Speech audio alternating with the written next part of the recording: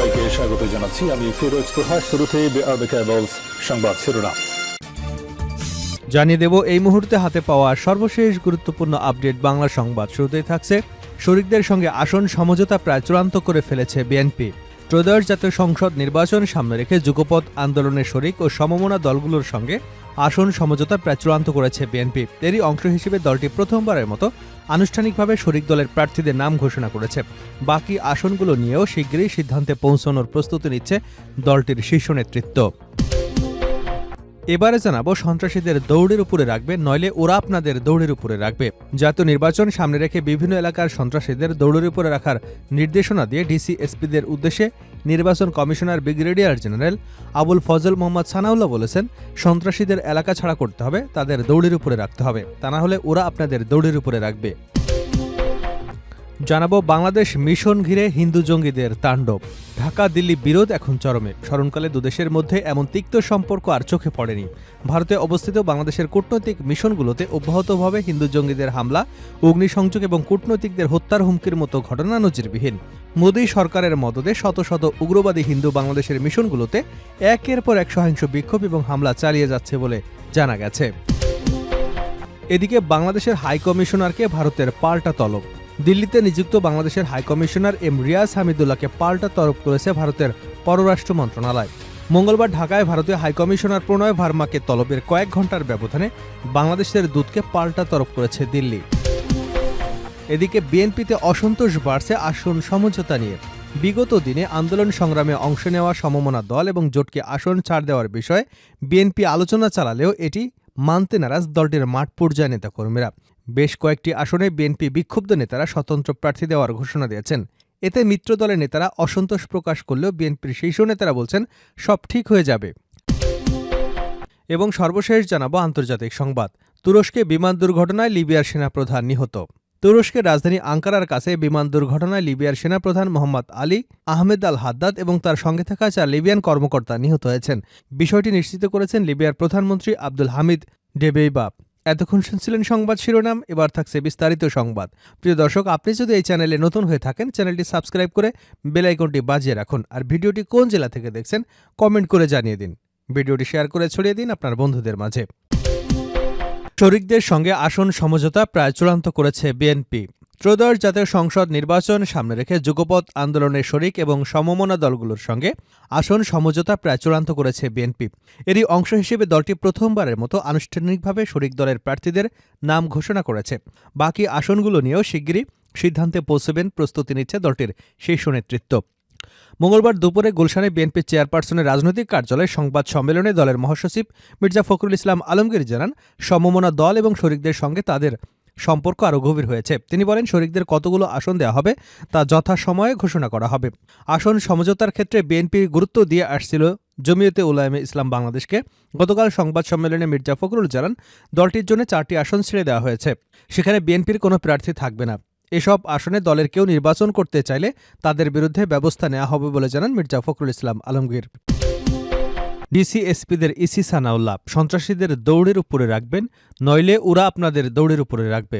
জাতীয় নির্বাচন সামনে রেখে বিভিন্ন এলাকার সন্ত্রাসীদের দৌড়ের উপরে রাখার নির্দেশনা দিয়ে ডিসিএসপিদের উদ্দেশ্যে নির্বাচন কমিশনার ব্রিগেডিয়ার জেনারেল অবসরপ্রাপ্ত আবুল ফজল মোহাম্মদ সানাউল্লাহ বলেছেন, সন্ত্রাসীদের এলাকা ছাড়া করতে হবে, তাদের দৌড়ের উপরে রাখতে হবে, তা না হলে ওরা আপনাদের দৌড়ের উপরে রাখবে। তিনি বলেন, শিগগিরই জয়েন্ট অপারেশন চালিত হবে। অপারেশনে কয়েকটা অবজেক্টিভ থাকবে। তার মধ্যে প্রথমত অবৈধ অস্ত্র উদ্ধার, দ্বিতীয়ত সন্ত্রাসীদের গ্রেপ্তার এবং আইনের আওতায় নিয়ে আসা। মঙ্গলবার রাজধানীর আগারগাঁওয়ে নির্বাচন ভবন অডিটোরিয়ামে ডিসিএসপি, বিভাগীয় কমিশনার এবং আঞ্চলিক নির্বাচন কর্মকর্তাদের সঙ্গে মত বিনিময় সভায় তিনি এসব কথা বলেন। সভার শুরুতে প্রধান নির্বাচন কমিশনার এম নাসির উদ্দিন গুলিতে নিহত শরীফ ওসমান হাদির রুহের শান্তি কামনা করেন এবং তার শোক সন্তপ্ত পরিবারের প্রতি সমবেদনা জানান। ডিসিএসপিদের উদ্দেশ্যে ইসি সানাউল্লাহ বলেন, সাধারণ মানুষ, ভোটার, প্রার্থী এবং দলগুলোর মাঝে শান্তি ও নিরাপত্তার আবহ তৈরি করতে হবে।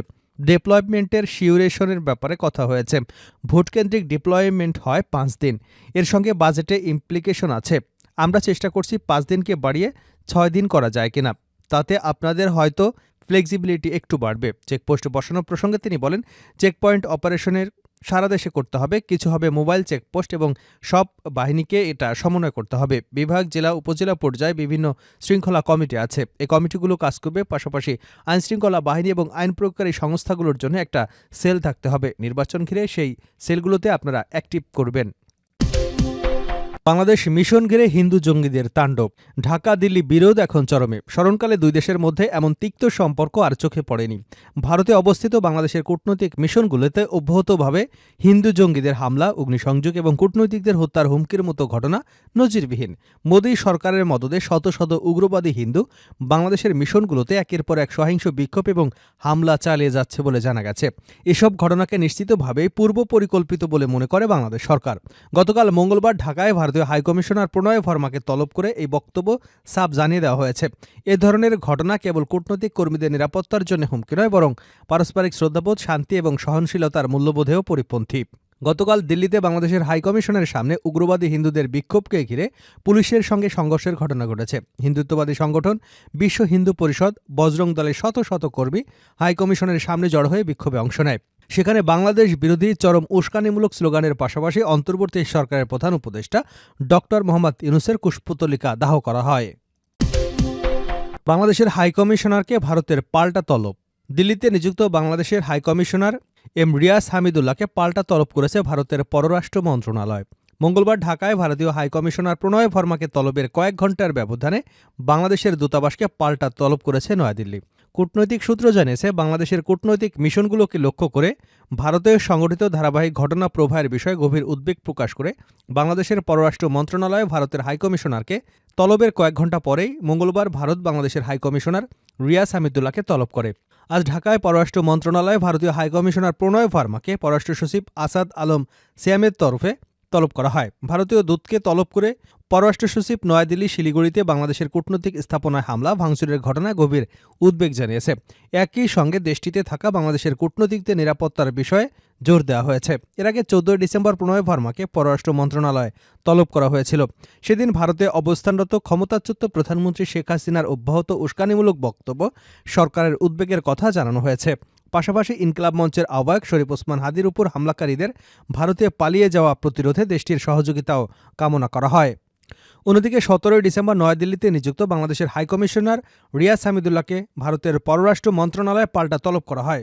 সপ্তাহ না যেতেই বাংলাদেশের হাইকমিশনারকে আজ আবারও পাল্টা তলব করেছে ভারত। শেষ করছি আন্তর্জাতিক সংবাদ দিয়ে। তুরস্কে বিমান দুর্ঘটনায় লিবিয়ার সেনাপ্রধান নিহত।